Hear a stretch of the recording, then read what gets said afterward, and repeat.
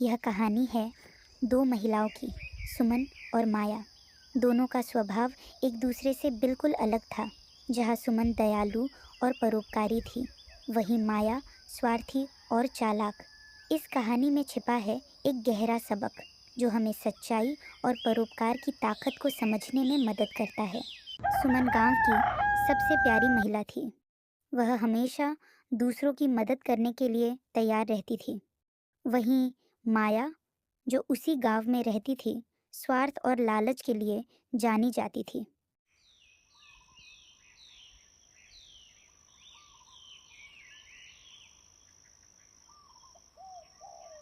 दादी, अगर कभी आपको मेरी जरूरत हो तो मुझे जरूर बताइए। मुझे अपना काम करने दो।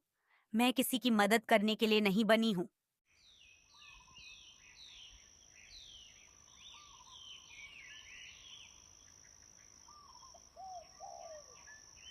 क्या कोई है जो मुझे भोजन और पानी दे सके?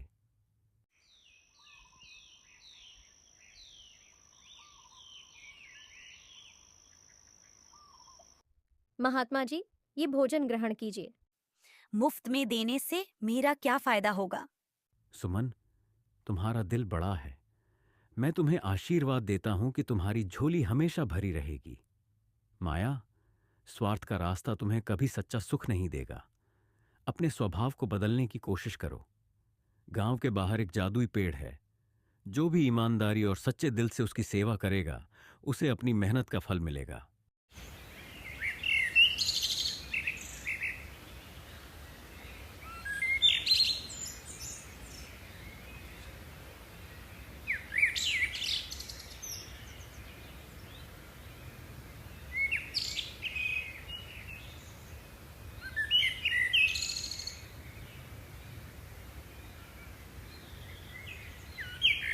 ये पेड़ हमें फल देता है तो हमें भी इसकी सेवा करनी चाहिए।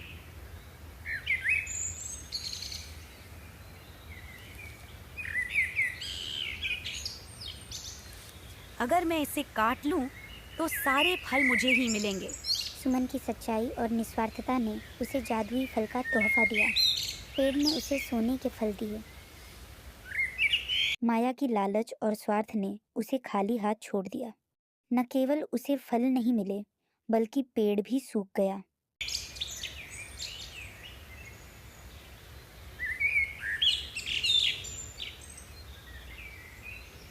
सुमन, मैंने गलती की।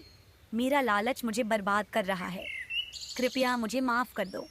माया, इंसान अपनी गलतियों से सीखता है। अगर तुम अपना स्वभाव बदलने का वादा करती हो तो मैं तुम्हारी मदद करूंगी। माया ने अपनी गलती से सीखा और अपने स्वार्थ को छोड़कर दूसरों की मदद करने लगी। धीरे धीरे वह भी सुमन की तरह गांव में सबकी प्रिय बन गई। बच्चों, इस कहानी से हमें यह सीखने को मिलता है कि निस्वार्थता और सच्चाई ही हमें सच्चा सुख और सफलता देती है। और यह भी कि लालच और स्वार्थ से हमें कुछ नहीं मिलता, सिर्फ पछतावा होता है। तो दोस्तों, याद रखें, सच्चाई और निस्वार्थता ही जीवन को सुंदर बनाती है।